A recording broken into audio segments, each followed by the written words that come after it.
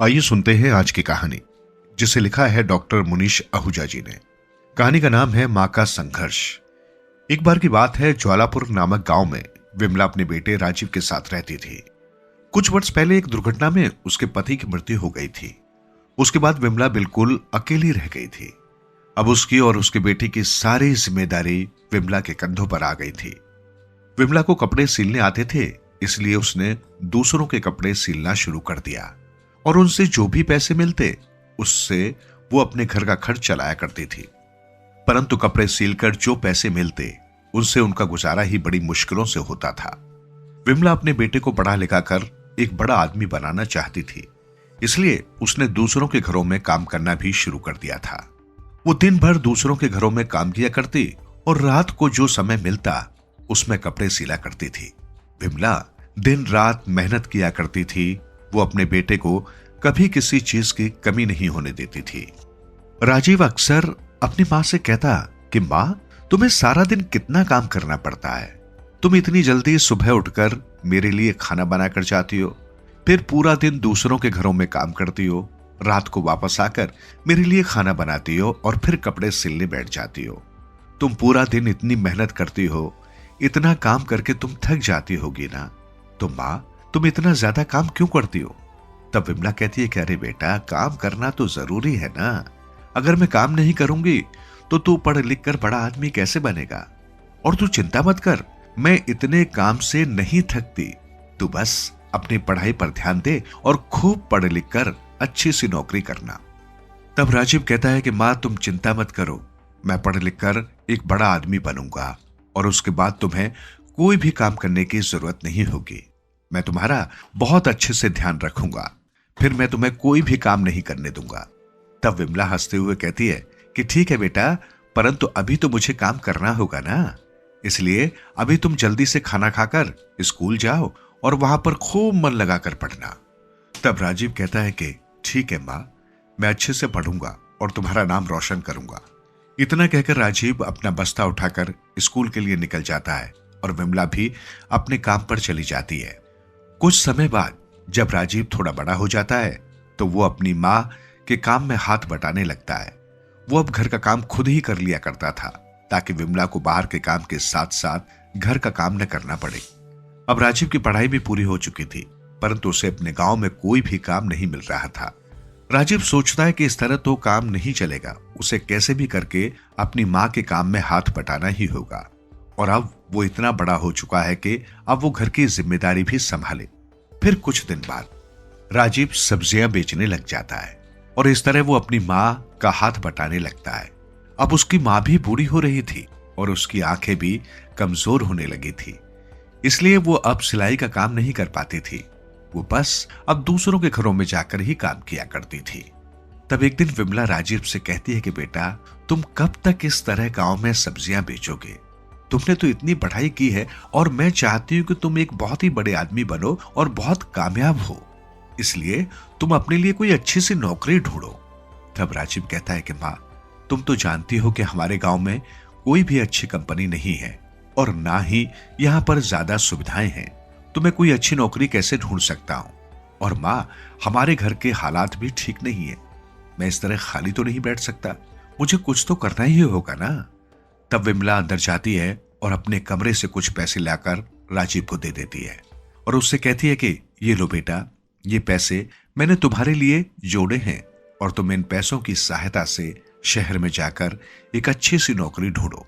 तब राजीव कहता है, नहीं मां, मैं तुम्हें यहां पर अकेला छोड़कर कैसे जा सकता हूं, और तुमने इतनी मेहनत से ये पैसे जोड़े हैं, मैं इन्हें नहीं ले सकता। तब विमला कहती है कि अरे पागल, ये सब और किस काम आएगा? मैंने आज तक जो कुछ भी किया है वो सब तेरे ही लिए तो किया है, और तेरी मां इतनी भी कमजोर नहीं है। अभी तो मैं अपना ध्यान खुद रख सकती हूं। अभी तो तू जा, और जब तुझे वहां पर काम मिल जाएगा और सब सही हो जाएगा तब मैं भी तेरे पास रहने आ जाऊंगी।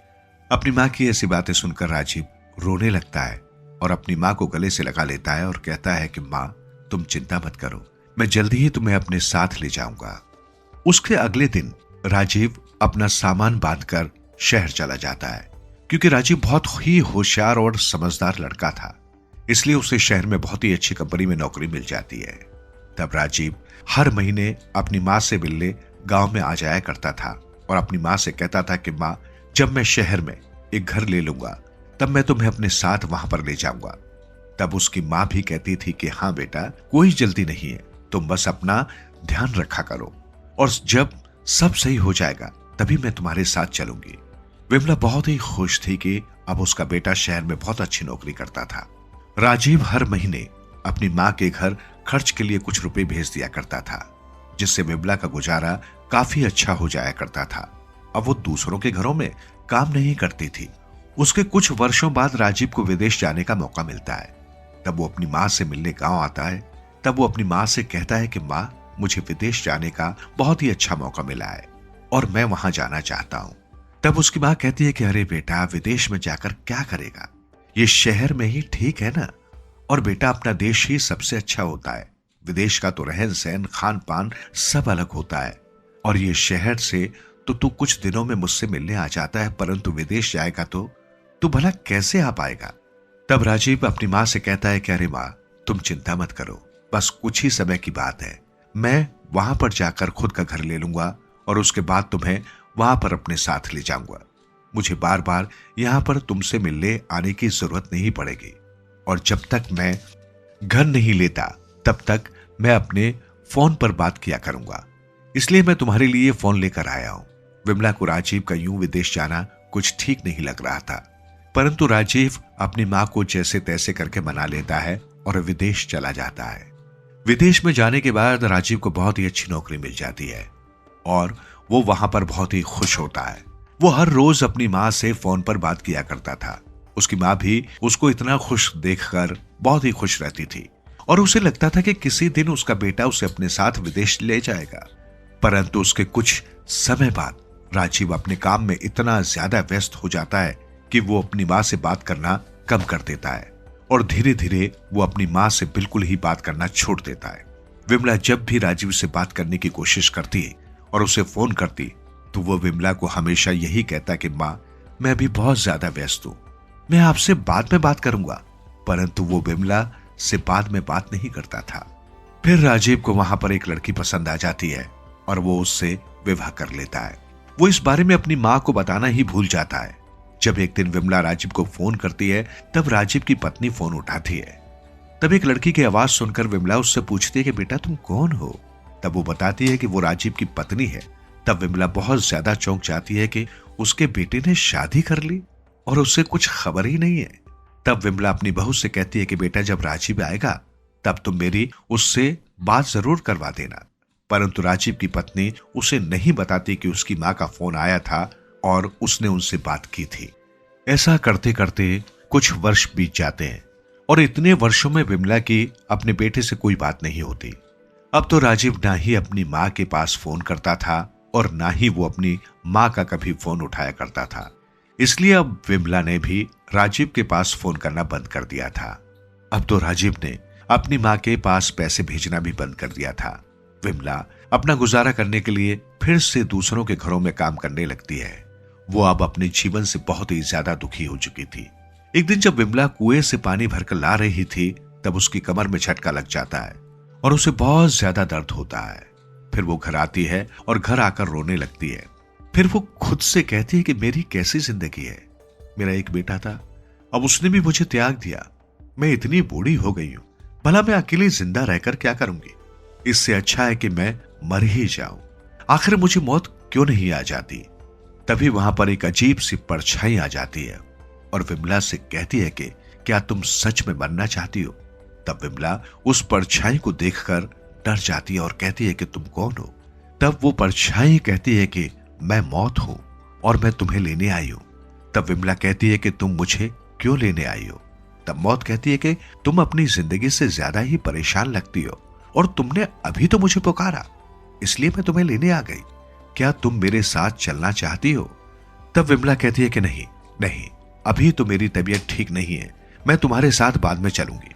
तब मौत कहती है ठीक है, मैं तुम्हारे ठीक होने पर तुम्हें लेने आ जाऊंगी। इतना कहकर वो परछाई वहां से गायब हो जाती है।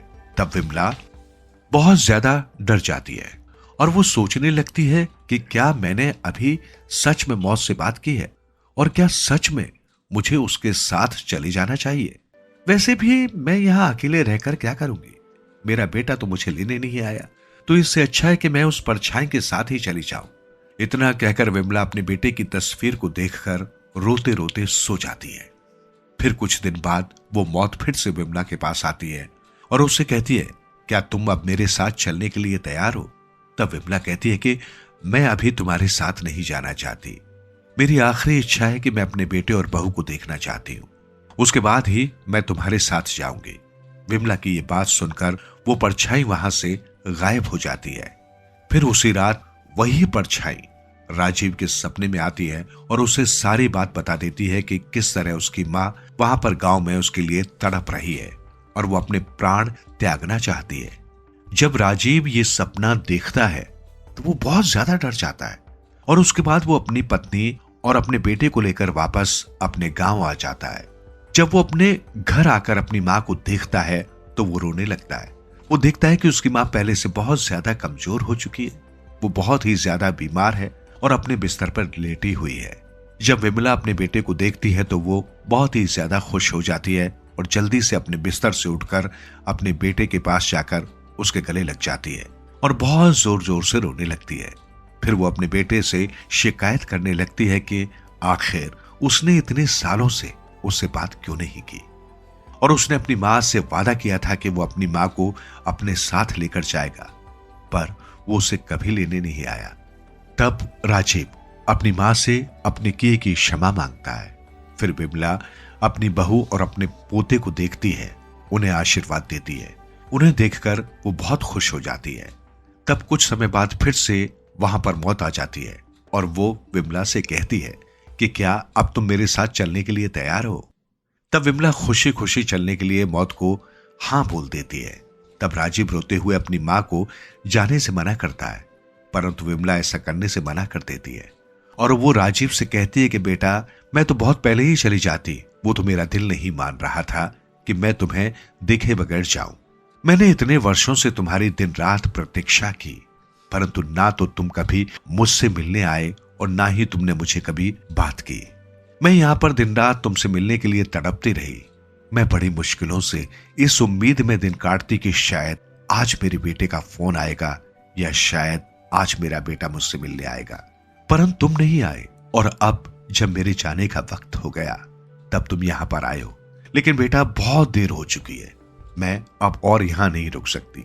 मैंने उस परछाई से कहा था कि मुझे तुमसे आखिरी बार मिलना है और उसने मुझे तुमसे मिलवा दिया। अब मुझे अपनी जिंदगी से कोई शिकायत नहीं। अब मैं खुशी खुशी यहां से जा सकती हूं और मैं बहुत खुश नसीब हूं कि जाने से पहले मैं तुमसे मिल सकी। तुम अपना ध्यान रखना बेटा। इतना कहकर विमला राजीव के हाथों में ही अपना दम तोड़ देती है।